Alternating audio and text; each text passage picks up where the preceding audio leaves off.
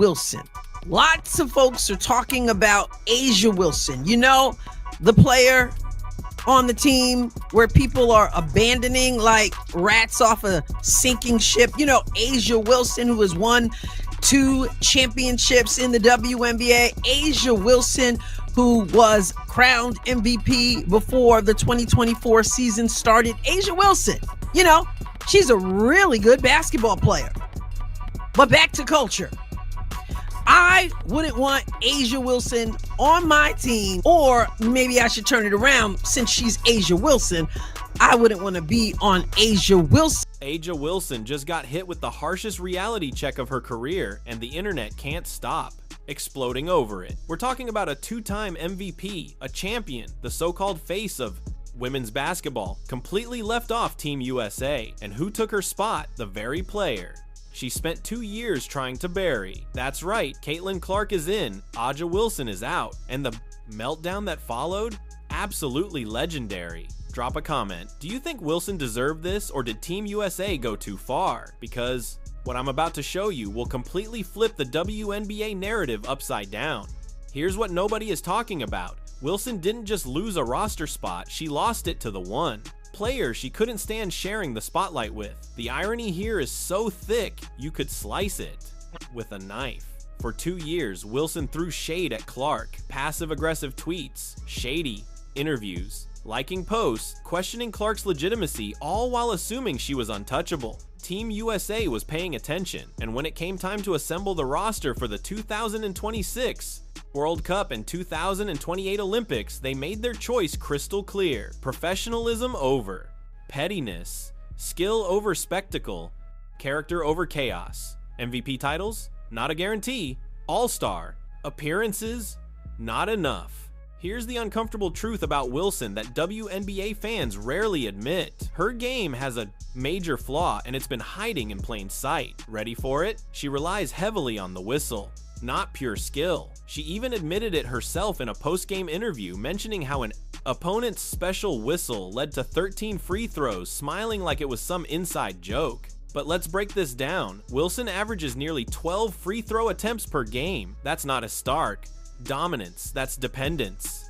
Watch any Wilson highlight reel. Every drive includes exaggerated flailing. Every defensive contest ends with her arms raised, begging for the call.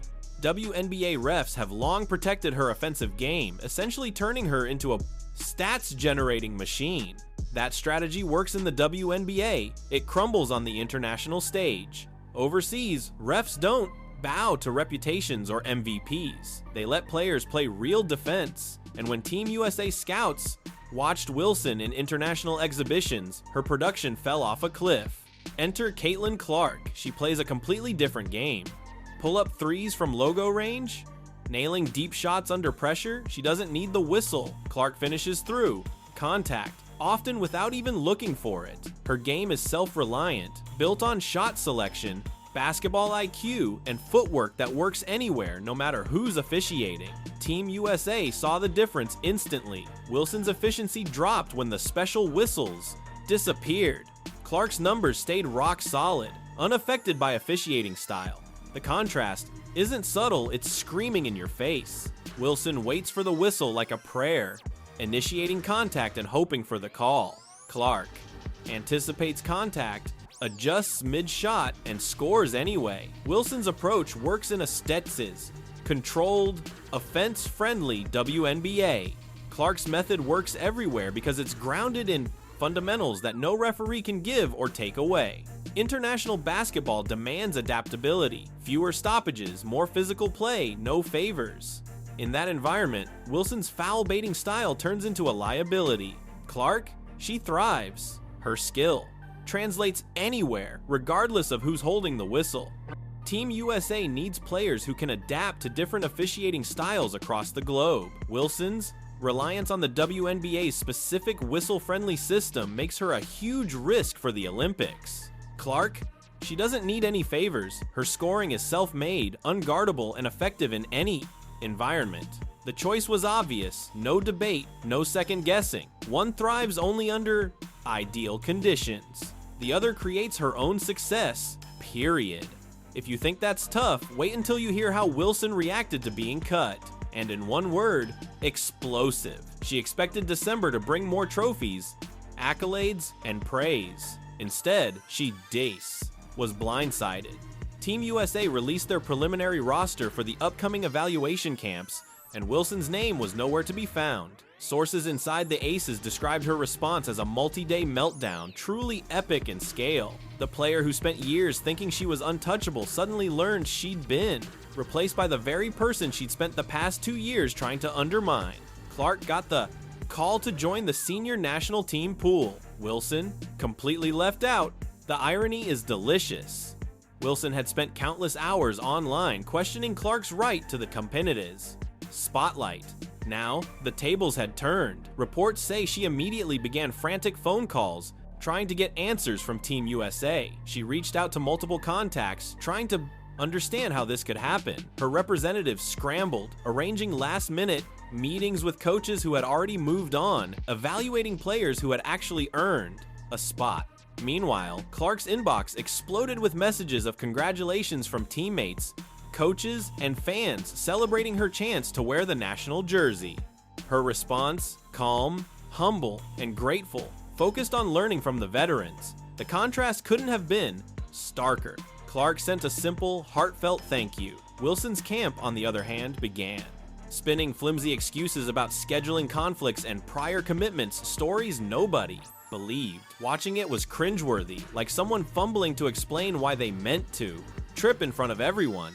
Here's the real kicker. The moment revealed the consequences of Wilson's 2-year toxic campaign against Clark. Team USA had been observing every move, every passive-aggressive tweet, every shady comment, every underhanded interview was noted by officials who value chemistry, professionalism, and team-first mentality. Wilson's constant attacks made it painfully clear she brings chaos, not leadership. Clark's reaction, on the other hand, only strengthened her case. She never responded to the personal attacks. She stayed focused on her game and let her performance speak for itself. While Wilson wasted energy on negativity and envy, Team USA sent a crystal clear message. Toxic behavior has real consequences. Character over chaos, professionalism over pettiness, team builders over team destroyers. Wilson's furious tantrum didn't just prove she was upset, it proved the coaches made the right call. Think about it. 2 players, same talent level, completely different mindsets. The difference between a locker room destroyer and a national team cornerstone couldn't be more obvious. A player who can't handle being left off a roster clearly isn't ready for the global pressure of Torov, representing her country on the world stage. Wilson's emotional meltdown revealed a lack of the mental toughness needed for international competition.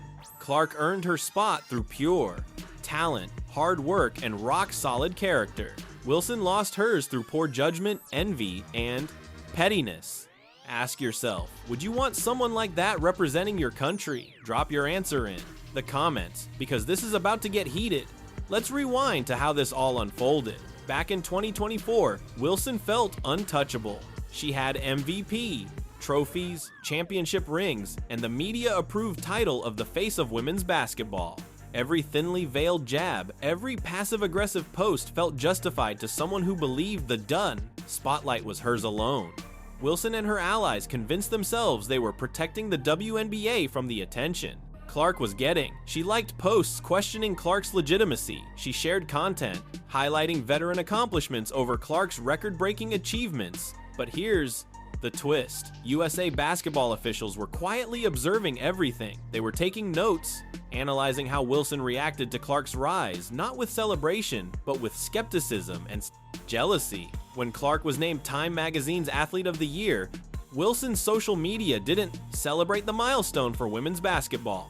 It oozed doubt and resentment. Every move she made, every pointed interview, every veiled remark was logged as a reflection of her character. Officials could see who genuinely built the sport and who spent years tearing another competitor down. As Clark's popularity exploded, Wilson's comments became sharper, questioning her real impact and sustained excellence in ways clearly meant to downplay Clark's accomplishments. The irony? Clark was single-handedly selling out arenas and bringing millions of new fans into Bay. women's basketball, while Wilson was busy measuring herself against Clark's success instead of celebrating it. Every Clark milestone became a personal affront to Wilson instead of a victory for the sport. And that's the core difference between a leader and someone who just wants the spotlight. Leaders lift others up, insecure people tear them down. Team USA coaches observed this for 2 full years before finalizing their roster. They saw exactly who would represent the country with dignity and who would bring drama. Wilson's constant jealousy and passive-aggressive behavior effectively wrote her own exit letter. What she thought was protecting her legacy actually destroyed her standing with the national team.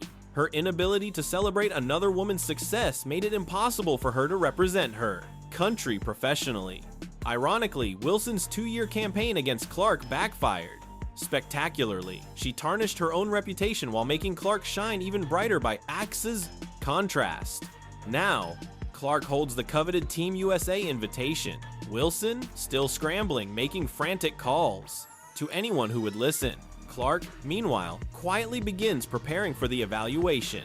Camp, the same humble, disciplined work ethic that made her a college legend, is what will carry her forward on the international stage. Clark knew this was bigger than just making a roster. It was stepping into the role Wilson had long assumed was hers for life. The connection between Clark and Aaliyah Boston, built from their college rivalry and mutual respect, gives Team USA a foundation of chemistry and trust that Wilson's towering ego could never provide. Wilson's personality demanded that everything revolve around her own success. Clark, she thrives within a team, elevates those around her, and embodies the professionalism Team USA values on the world stage. Where Wilson created drama under pressure, Clark showed grace and focus. The upcoming evaluation camp isn't just another competition, it's Clark's official coronation as the new global face of women's basketball. Wilson's high-profile exclusion also sends a powerful message to every WNBA player. Yes, stats and accolades matter, but character, conduct, and global appeal weigh just as heavily when you're representing your country. Players who lift up the sport are rewarded. Players who tear others down get left behind. Wilson chose envy over leadership, and she paid the ultimate price. What truly sets Clark apart is her worldwide appeal. Her deep-range shooting, unselfish play, and competitive fire captivated international audiences during her college career. She connects with fans across cultures in a way Wilson's brand never could. Wilson focused narrowly on existing basketball audiences, missing the chance to grow the sport on a global scale. Now, the 2026 World Cup and 2028 Olympics will feature Clark at the helm. Team USA plans to structure their system around her unmatched skill set and basketball IQ. Wilson's drama would have been a distraction. Clark's focus is entirely on team success, not personal glory. The plan. Selection pool itself tells the story. One player ready to lead a new generation, the other left. Watching from the sidelines, Wilson's furious reaction only confirmed what coaches already suspected. She couldn't handle the consequences of her own actions. Clark, the professional, prepares for camp. Wilson, the creases, the best embittered former star, sees the era of the special whistle player come to an end. The era of pure, unguardable skill has officially begun. So, I'll ask again, do you think Wilson deserved to be cut from Team USA, or was this the inevitable result of 2 years spent trying to tear down the player who replaced her? Drop your thoughts in the comments. I want to hear every opinion. And if you think this drama is over, think again. This is just the start of a complete power shift in facets. Women's basketball. The old guard is falling. A new era is rising. A'ja Wilson just became the precautionary tale of what happens when jealousy overtakes talent. Smash that like button if you think Team USA made the right call. Subscribe and hit notifications. This WNBA season is about to get wild, and you won't want to miss a single second of the fallout. I'll see you in the next video, where we break down exactly how Clark is going to dominate on the international stage.